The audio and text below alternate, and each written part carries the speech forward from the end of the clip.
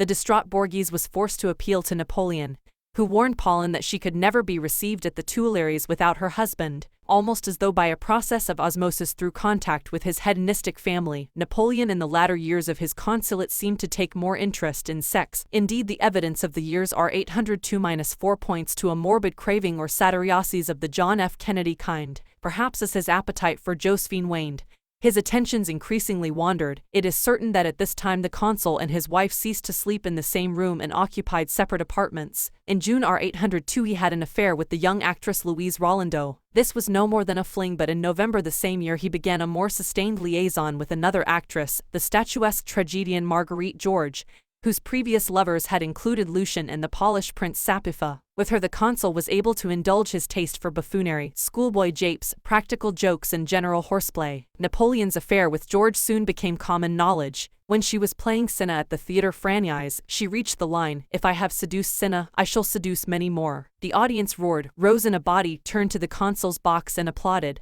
Josephine, who was in the box with her husband, was distinctly unamused. By this time she was used to his infidelities. She vacillated between jealousy and indifference. One night she decided to catch the lovers red-handed in Napoleon's apartment, and began mounting the narrow staircase that led there, before taking fright at the idea that the faithful bodyguard Roustam might suddenly emerge from the shadows and behead her, mistaking her for an assassin. Yet on another night she found herself in the love nest willy-nilly. Piercing screams from mild George echoed round St. Cloud. Josephine and the consular valise rushed upstairs to find Napoleon in the grip of an epileptic-like seizure, and Georgina in a state of undress, terrified that her lover was dead and she would be accused of murdering him. When Napoleon came to and realized the situation, he fell into such a rage that onlookers thought he was going to have a second fit. Marguerite Georges' attraction dipped after this scandalous incident, and for a while Napoleon kept her at arm's length. But he was always generous with his women, and when he departed for Boulogne in R803 to oversee the preparations for a descent on England, he shoved 40,000 francs down the front of her dress. By this time he was interested in a third actress, Catherine Josephine Raffin, known as Emile Duchesmois. This was another brief affair, which ended when Napoleon insulted her as a woman. Busy with affairs of state, he asked his valet Constant to tell her to wait in a room adjoining his study. After an hour she knocked on his door and Napoleon asked Constant to tell her to get undressed. Duchesmois did so and shivered for another hour before knocking a second time. This time a disgruntled Napoleon barked that she should go home, thus making yet another unnecessary enemy. The final woman in the bevy of actresses entertained by the consul was Emile Burgoyne, the mistress of Chaptal, Minister of the Interior. Indulging his taste for the humiliation of others, Napoleon arranged to have La Burgoyne brought to him while he was in conclave with Chaptal. He thus gratuitously made another mortal enemy. But this affair did not last long either, for Burgoyne had a taste for coarse jokes which Napoleon did not like in women. By the end of R804 this liaison too had fizzled out. Burgoyne went on to a notable career as Grande Horizontale, specializing in sleeping with men in some way close to her greatest conquest. She was the mistress of Tsar Alexander and also of Jerome, when he was king of Westphalia, in Rate R2.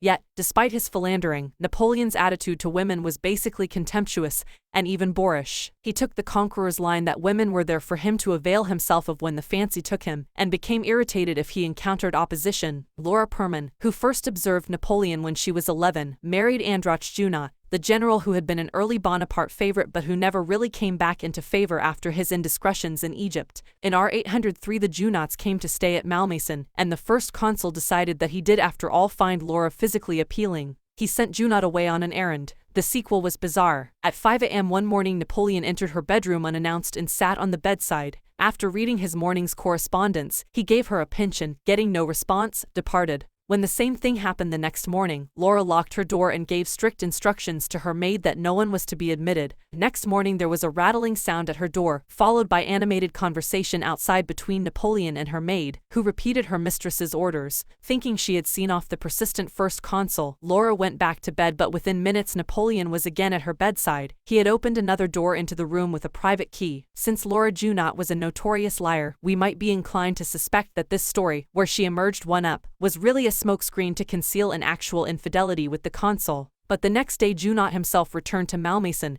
and was able to testify to his master's eccentric behavior. His orders forbade him to be absent from Paris overnight, but Laura persuaded him to stay with her. Next morning Napoleon appeared as usual and was both surprised and irritated to find Junot in bed with his wife. Junot, summoning what dignity he could, asked Napoleon what he meant by bursting into his wife's bedroom. Napoleon at first blustered, and became angry, reminding Junot that he could be punished for disobeying orders. Finally he subsided and insinuated that the temptress Laura was really to blame. It is not recorded that he ever again tried to seduce her, though he did get his revenge by revealing to Laura the details of the informal harem Junot kept in Egypt. A deep current of misogyny, almost certainly deriving from his early experiences with Letizia and doubtless exacerbated by Josephine's infidelities, underlay all Napoleon's dealings with women. Although he liked to bed them, he had nothing but contempt for their values and aspirations, and his behavior suggests strongly the profile of a sexual neurotic. With the normal male, heterosexual lust is usually tempered by genuine admiration for the physical beauty of women, an appreciation of their role as nurturers and comforters, and some kind of sentimental feelings of chivalry or protectiveness. With Napoleon there was only the lust, and instead of the other qualities there was aggression and resentment. Such men like to do the dirt on women by cutting their hair, throwing ink on their beautiful clothes, and so on. It is worth noting that Napoleon often repeated his Paulin Force trick of accidentally spilling coffee on a woman's dress. His later mistress Eleonore de Neuilly was one of the sufferers. There were other examples of this neurotic aggression. When he first met Marguerite Georges he tore off her veil and trampled it on the floor. He seldom said anything agreeable to women but was habitually rude, indiscreet, malicious or unflattering. Among his quoted slights are, "What an ugly hat. Your dress is none of the cleanest. Do you never change your gown? I have seen you wearing that at least 20 times. He specialized in asking young women impertinent questions about their private lives. He once ordered that camp followers who did not leave the army when ordered to should be smeared with soot and exposed for 2 hours in the marketplace. Bourrienne reported that he had a particular aversion to fat women or to blue stockings like Germaine de Staël. Other oft-quoted remarks are in the same vein.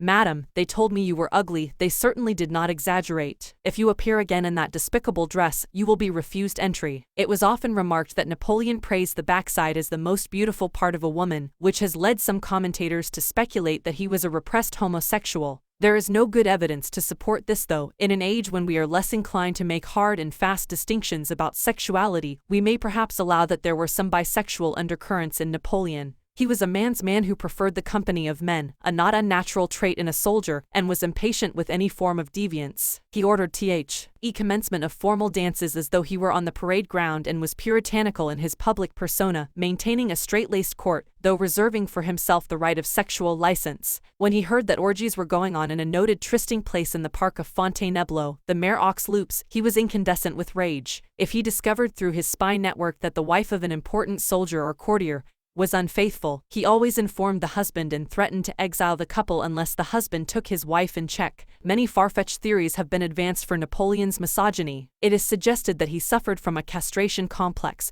or that his organ inferiority led to military overcompensation. It is asserted, on no grounds whatever, that he had abnormally small genitals, and that this explained both his resentment of women and his lofty ambition. It is significant that Josephine never made such an accusation. Her complaint was that her husband made love too fast and suffered from ejaculatio precox. Nor are there grounds for saying that Napoleon was anything other than heterosexual. Rather than bisexuality in the full sense, what we can detect in Napoleon's psyche is some form of sadism or sexuality transmogrified as agreston. He liked to strike people of both sexes, to slap them, pull their hair, pinch their ears and tweak their noses. Slapping servants across the face and shoulders with a riding crop was not unusual. He once seized Marshal Berthier by the throat and hammered his head against a stone wall. He also kicked Minister Mole in the genitals for presenting an unpalatable set of statistics. Court observers often reported fine ladies reduced to tears by his physical antics, generals suffering indignities and soldiers suffering nosebleeds. His sadistic impulses would if necessary be directed against children and animals, especially those dear to Josephine. At Malmaison he caused her great grief by shooting her pet swans and other wild fowl and rooting up plants. When she protested on one occasion that he ought not to shoot animals during the breeding season, he said scathingly and publicly, "It seems that everything is prolific at Malmaison, except Madame." That his aggression had a sexual basis is clear from one of Bourrienne's stories. It appears that during the siege of Toulon in 1793 a young wife approached General Bonaparte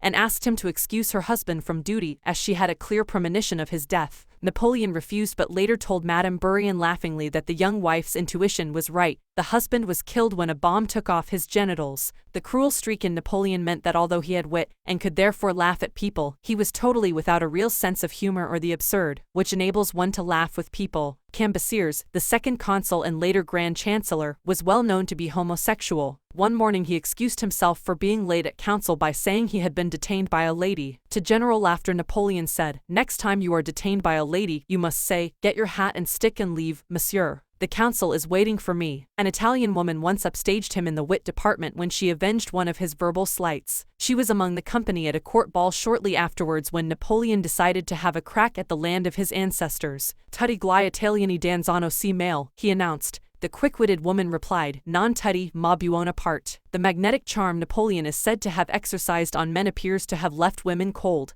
Clearly for them power rather than personal charisma was the aphrodisiac. And whereas Napoleon never used cajolery on women for any purpose other than seduction, with men he could be wheedling and insinuating. He possessed that most valuable attribute of the true charmer, the ability to make the person being spoken to feel that he alone counted. He had an amazing ability to sway other men to his purposes. The musicality of his voice as he addressed the troops at Marengo was said to have been worth an extra corps. Fond of the theater and the company of actors, he had a highly developed sense of the histrionic and of stage management. Most of all, he was a skilled manipulator. As he himself said, "If I want a man, I am prepared to kiss his arse." But the male beneficiaries of his charm had to be prepared for an equal and opposite rage if crossed, when he would swear profanely, belabor the offender with a riding crop on head and shoulders and even kick him in the stomach. The fixed, motionless and unblinking eyes produced an unsettling basilisk effect on victims. As with Hitler, with whom he is often compared, and the Wehrmacht, so with Napoleon and his generals and marshals. When the volcano erupted and he was in full flight, nobody dared gainsay him. Observers reported that the typhoon was fearsome. The large gray eyes would spit with rage as if he were a leopard, but his anger would subside very quickly. It is sometimes claimed that Napoleon's tantrums were all part of the gallery touch, and it is true that he could stage manage them for effect when he chose. More usually, however, the rages were genuine manifestations, as evidenced by the volleys of obscene vituperation. Napoleon could be supremely ruthless. He mowed down the royalists in the square at Toulon in 1793.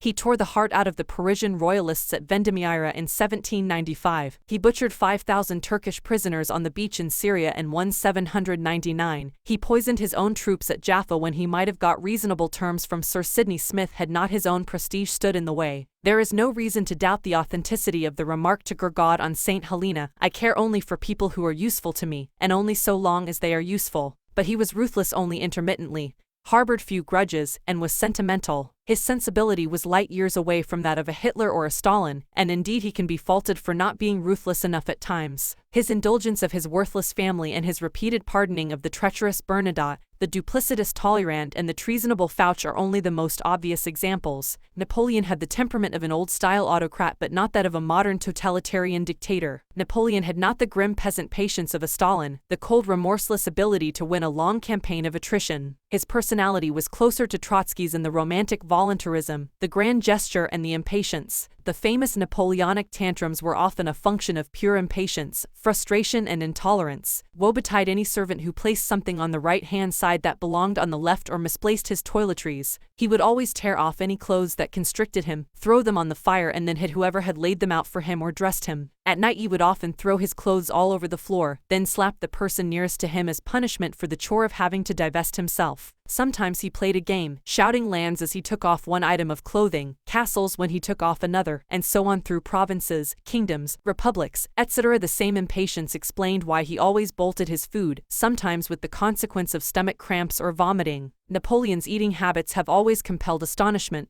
No meal with him ever lasted more than 20 minutes, for he would immediately rise from the table when he had finished dessert. He liked to eat little, fast and often, and expected his favorite food to be ready at any hour of day or night. Duroc made sure that his favorite repast, a roast chicken, was always to hand and kept a careful inventory of the beloved fowl. Another favorite Bonaparte dish was potatoes fried with onions. He drank little wine and always unmixed, his favorite tipple being a glass of Chambertin. Napoleon would demolish his food in silence and at express speed, sometimes eating the courses in reverse order and even eating with his fingers if he had pressing matters on his mind. At home he would dine with Josephine or with favorites such as Duroc, Berthier and Caulaincourt. In the field he would take a frugal lunch in the saddle or eat with the officer commanding the unit he was visiting. Although dinner was supposed to be at 6 p.m., often he would not eat until 9 or 10 or even midnight. Another Bonaparte peculiarity was his insistence on always having a fire lit, winter or summer. Forever complaining of the cold, he would kick the blazing logs while he talked. Hot baths were another prerequisite, so hot that his staff wondered any man could get into the water. He hated cats, to the point of genuine ailurophobia, and had the most acute sense of smell that caused him agony on the battlefield, when the stench of burned and rotting bodies assailed his nostrils. A further mania was a horror of open doors. Anyone entering his room had to open the door just wide enough to squeeze through, then hold the door tight shut by the handle, sometimes doing so with hands behind the back, until dismissed. These quasi-neurotic symptoms seem to have been the response of an overstressed organism. Nobody reviewing Napoleon's daily routine can doubt that he taxed physical and mental strength to the limit. His enemies speak of pride, contempt for human beings, neurasthenia, nervous anxiety and indecision, and it is true that he had all these qualities, but to offset them he had a prodigious memory, a lucid mind and an intellect of awesome range. Most of all, he was one of history's great workaholics and regularly put in an 18-hour day. The normal starting point would be a 6 a.m. breakfast, a rapid perusal of the newspapers and police reports brought to him by Duroc, an examination of household bills and any other domestic administration, a quick review of the day's business, then interviews with important officials or foreign visitors. Next he would enter his office to begin the day's work proper. As he sat at his desk and sifted through documents, he would scrawl brief minutes in the margin, dictate answers to his secretary, or fling the papers to the floor if he thought them unworthy of his attention. More dictation and interviews followed, and by Iome, the new letters and dispatches were ready for his signature, the famous end scrawled at the bottom, a few very ticklish documents he would put aside to sleep on. The peacetime routine found him attending sessions of the Council of State, the Council of Ministers or some administrative body. Dinner was officially at 6 p.m. but often would not begin until 7 p.m. or be switched back to 5 p.m. The wartime routine would follow the same pattern until midday. Usually he would then set off on horseback and visit a unit or corps headquarters. He never neglected the army and realized the vital importance of the common touch in building up and sustaining the Napoleonic legend. The famous common touch he used with the rankers was spurious, theatrical but very effective. He knew how to inspire and also how to give the sort of dressing down that would not produce undying hatred but merely a determination to do better next time. Even greater ingenuity was exercised in the manipulation of his officers. He believed in keeping them guessing, maintaining them in suspense, uncertain whether they would be the recipients of smiles and jokes or the dreaded rages, which, as a great actor, he could summon at will. He liked to keep his officers on tenterhooks by issuing sudden orders which required instant execution. He would brook no delays, prevarication or excuses. After his military tour he would return to his headquarters to read the latest bulletins, sign more orders, give more interviews, dictate more correspondence. He liked to go to bed at around 9 p.m. for 4 or 5 hours, with the faithful Roustam outside the door. But he was liable to wake at any hour and call out for an aide or a secretary if they were not on hand. The consequences were steep. Many were the stories of nervous breakdowns among staff, particularly in the later imperial period.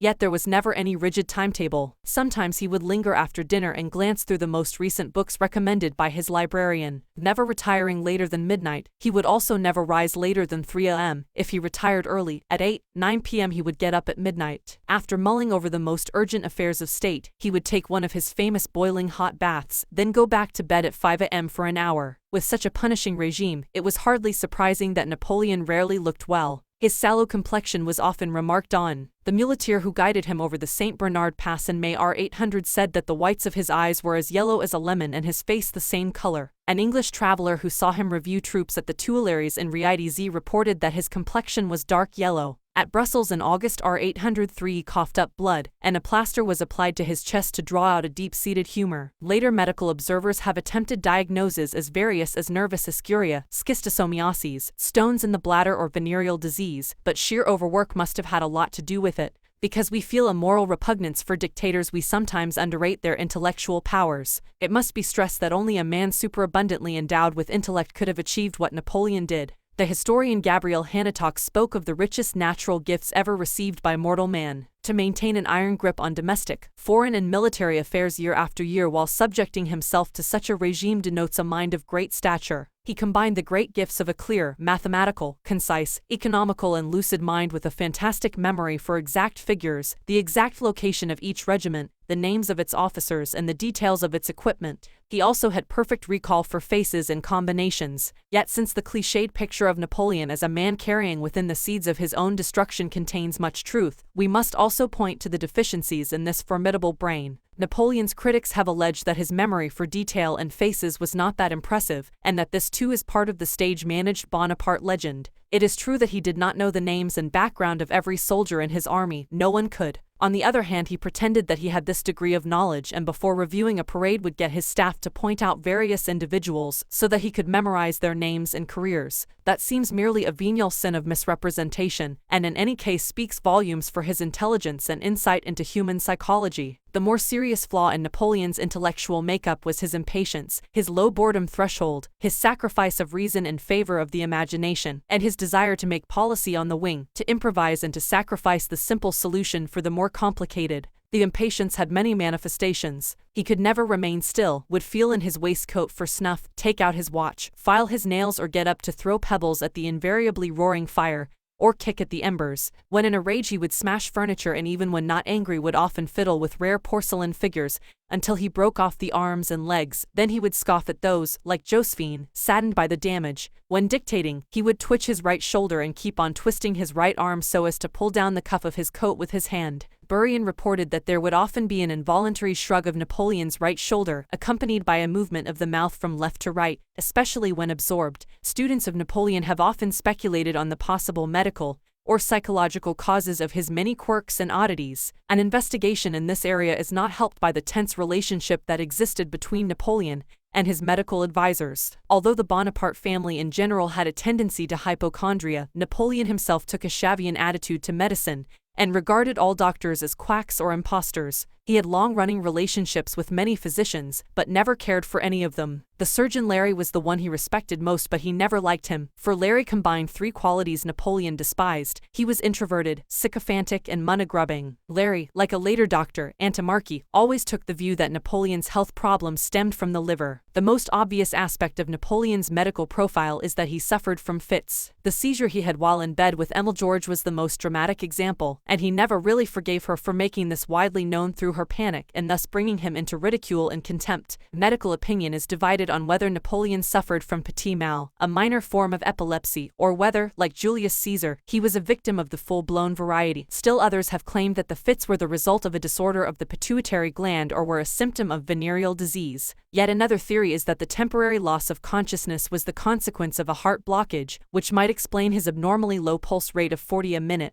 Another constant physical symptom which assailed Napoleon was a skin disease, variously described as neurodermatitis or psoriasis. Napoleon himself believed that this skin ailment was the result of handling an infected ramrod at Toulon in 1793, but modern opinion inclines either to venereal disease or psychosomatic causation. The blood on his face at Brumaire, which so inflamed the troops, was not the consequence of an attempted assassination, but resulted from his own scratching at the pimples on his face. His valet Constant reported that his master often drew blood in this way. He also had a scar on his thigh from a wound sustained at Toulon, at which he would pick and draw blood. Put together with the nervous cough, which Napoleon tried to combat with frequent hot baths, and the difficulty in passing water, Ivan concluded that his patient's problems were largely psychosomatic. Modern psychoanalysts have seen Napoleon as a man ill-suited for stress by reason of his sexual personality. Adler made much of the fact that Napoleon masturbated before battle to relieve stress. Fromm saw his nervous excitability as a sign of an unconscious thirst for destruction. Reich associated the ritual bleedings of scars, scabs and pimples as the tension that resulted from the failure to achieve proper orgasm, and linked it with the known problem of ejaculatio precox. The almost pathological impatience manifested itself in a tendency to calculate the immediate odds without taking into account the more distant possible consequences, and in the demand he made for immediate results without giving his lieutenants adequate resources to carry out his will. The boredom was apparent at meetings of the Council of State when the first consul would often be lost in thought, often seeming to be thinking aloud when he spoke, secretive, trusting no one, disingenuous in his correspondence and unable to admit the truth about certain incidents even to himself. Napoleon's profound silences often scared those around him, who feared to interrupt his reveries.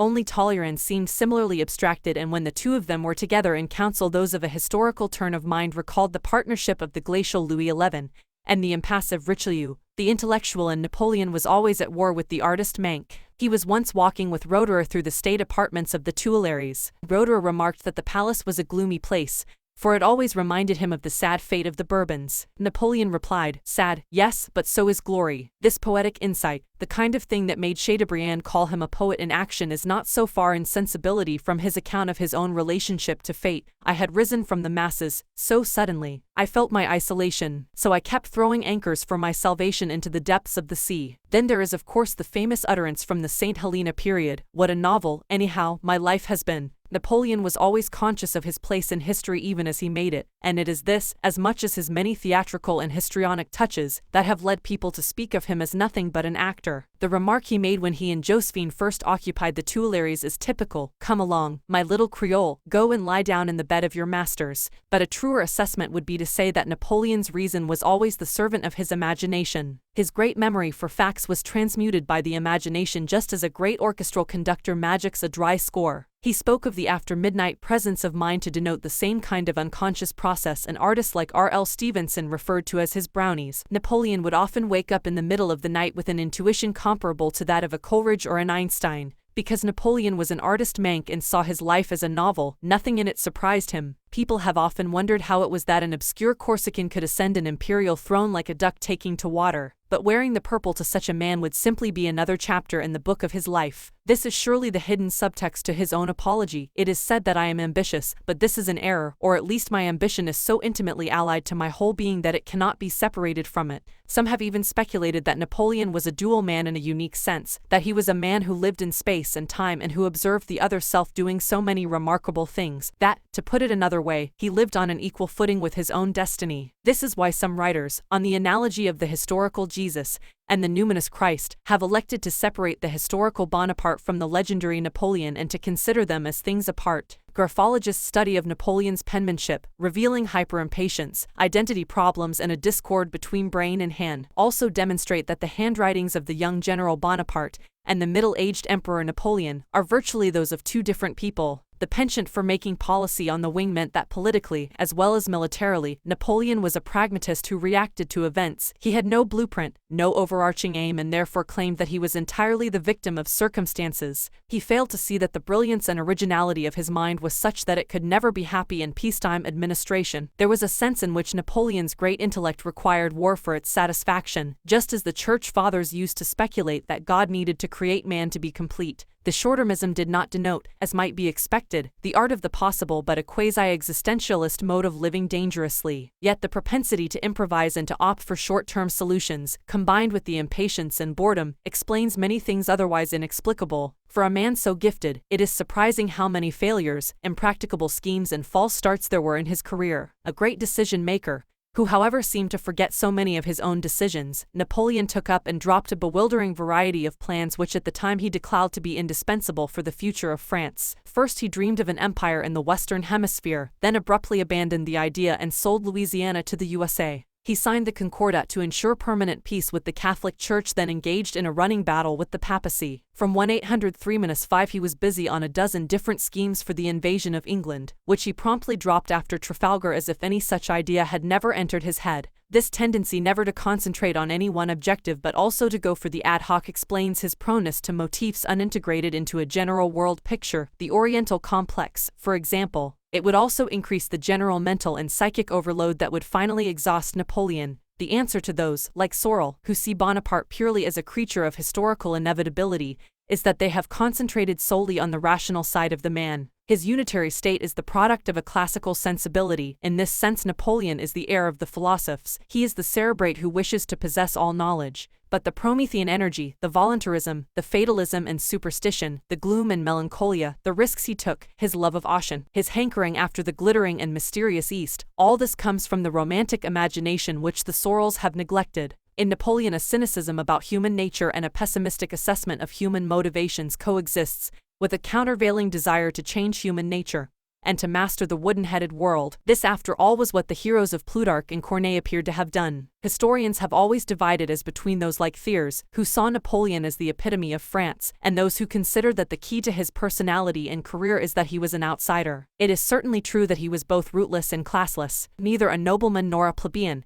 In his early days he faced both ways, being willing to serve either king or revolution. He was ideology-free, being constrained neither by Richelieu's dynastic loyalty nor by the civic virtue of the Republicans. But if he was de classe, he was also Déraciné. He became a Frenchman in his late youth and never really identified with the traditions and interests of the country, as opposed to his own romantic and Platonic idea of France. On this view he understands France but is not French. He is at once sufficiently imbued with the French spirit to get people to identify their interests, with his yet sufficiently other to stand apart. Of patriotism there is not a scintilla, as one cynic remarked. Napoleon loved France as a horseman loves his horse, for only a simpleton would imagine that the tender grooming given the horse is for the animal's benefit. This has led historians like Taine and Q. in it to see him as the quintessential Corsican, which in turn they interpret to mean an Italian from the Renaissance period. Like Cesare Borgia, Bonaparte is therefore a condottiere who sees France and falsely identified the revolutionary tradition with himself. By this stage in his career we are perhaps better able to assess what Napoleon drew from Corsica, and what was the long-term impact on him of the island. Romantic egoism, with oneself at the center of things and no other motive obtaining than one's personal greatness, can be seen as a cast of mind fostered and enhanced by a lawless society where no notions of civil society or the common interest moderated the violent struggles of chiefs and clan. The chaos of France after the revolution produced a unique conjuncture, replicating Corsica on a large scale. This was what gave this particular individual his unique historical opportunity. Certainly those who stress that Napoleon was a pure creature of the Enlightenment, and the philosophers have a lot of explaining to do when it comes to Bonaparte's irrationality. This goes beyond the romantic role of the imagination, or even the unintegrated complexes, to a deep and irreducible Corsican superstition. Napoleon was a deist who yet believed that demons lurked in the shadow of the heedless Almighty. He made use of all the superstitious rites practiced in Corsica. At the critical moment of a battle or at times of strong emotion he would make the sign of the cross with wide sweeps of the arm, as did the Corsican peasants of the Maquis when they heard bad news. A believer in omens, portents and numerology, he disliked Fridays and the number 13 but thought certain dates were lucky for him, notably the 20th of March and the 14th of June. If forced to begin any enterprise on a Friday, he was gloomy at the thought that the venture was ill-starred. He thought comets worked in pre-established harmony with terrestrial events. Brought up on the Corsican notion of the evil eye, Napoleon thought that certain people were irremediably doomed to bad luck and communicated this lack of fortune to those around them. Hence the famous question he always asked of his generals, is he lucky? One of the reasons he stayed married to Josephine long after she had outlived her usefulness and attraction was that he thought she brought him good luck. There are numerous stories linking Josephine with her husband's superstitions. During the Italian campaign of 1796-97 he always wore a miniature of her. When it fell and broke, he was devastated and told Marmont this meant his wife was either ill or unfaithful. On another occasion during a row with Lucien he accidentally knocked Josephine's portrait off the table, smashing the glass. He at once turned pale with superstitious dread. Yet perhaps the most bizarre aspect of Napoleon's abiding belief in the paranormal or supernatural is the attachment he had to two familiars, one ghostly, the other sidereal. Many people claim to believe in a lucky star, but Napoleon did so literally and often searched for his favorite dot of light in the night sky. When the Concordat began to unravel and he treated Pius VII badly, his uncle, Cardinal Fesch, came to protest. Napoleon asked him to step outside and look up at the sky. "Do you see anything?" he asked. "No," said Fesch. "In that case, learn when to shut up. I myself see my star, it is that which guides me. Don't pit your feeble and incomplete faculties against my superior organism." But even the lucky star pales alongside the familiar spirit or phantom he called the Little Red Man. According to legend, Napoleon made a 10-year pact with a genie just before the Battle of the Pyramids, and the agreement was renewed in 1809. The spirit promised to advise and protect Napoleon provided he ushered in the brotherhood of man and the universal republic. If Napoleon reneged, the Red Man was to give him 3 formal warnings before abandoning him to his enemies. The legend says that the Red Man appeared at the time of his coronation in 1804, in Moscow in 1812 and at Fontainebleau in April 1814. In other versions of the legend the spectre advised him against invading Russia and appeared on the eve of Waterloo. It is not unknown for individuals under great stress to, as it were, exteriorize aspects of their own unconscious, as Carl Jung did with his familiar Fileman, and it is not beyond the bounds of the possible that Napoleon conversed with his Red Man just as Jung did with Fileman. The predisposition to believe in such apparitions was quintessentially Corsican. Psychologically, of course, the tale of the Red Man points to a huge weight of guilt bearing down on Napoleon. The superstition may possibly be connected with the salient Oriental complex, for which so much evidence exists. He always hankered after Egypt as a lost domain and told Madame de Remusat that the years 1798 to 99 were the best of his life. "I saw myself marching into Asia, riding an elephant, a turban on my head, attacking the power of England in India." On St. Helena he recalled his entry into Cairo. "I felt the earth flee from beneath me, as if I were being carried to the sky." Other writers on Napoleon like to stress that his ancestors were Italian and that it is to Italy rather than Corsica, or the Orient that we should look for the key to his personality. Those who speak of Napoleon as a Cesare Borgia like to add that in his mature political thought he most resembles Borgia's admirer, Machiavelli. All are agreed that he abandoned his early idol Rousseau, and some allege that his later switch of favor from the notables to the old nobility shows, in terms of political theory, the passage from Rousseau through Montesquieu to Machiavelli. The historian Edgar Q. in it considered that Napoleon was a uniquely Italian figure, that he had inherited the Ghibelline tradition from his ancestors, and that his true idols were not Charlemagne but Constantine and Theodosius. Q. in it writes, when he dreams of the future, it is always of the submissive world of a Justinian or a Theodosius, as imagined by the medieval imperialist thinkers. In the midst of such concepts, modern freedom seemed an anachronism. Worse, to him it could appear only as a people's whim, as a snare for his power. What is certain is that, as he himself moved closer to imperial power, his fascination with the Roman Empire increased. In his early career it was the Republic, its heroes and its writers that he was most interested in, Brutus, the Catos, the Gracchi, Livy, Plutarch, but he came to believe that history repeated itself. Just as the Bolsheviks after 1917 looked back to the French Revolution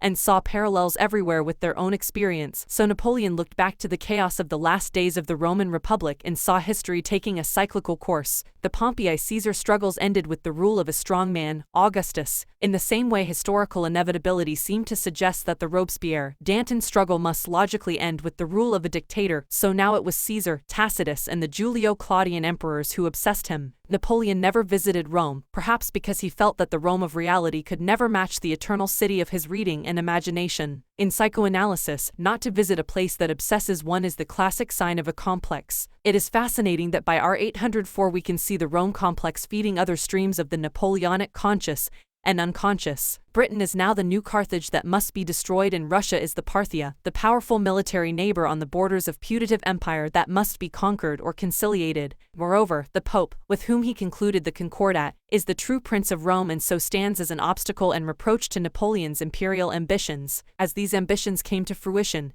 they inexorably widened the gap between the rational and the irrational in Napoleon, between the classical and the romantic, and between the art of the possible and the realm of fantasy.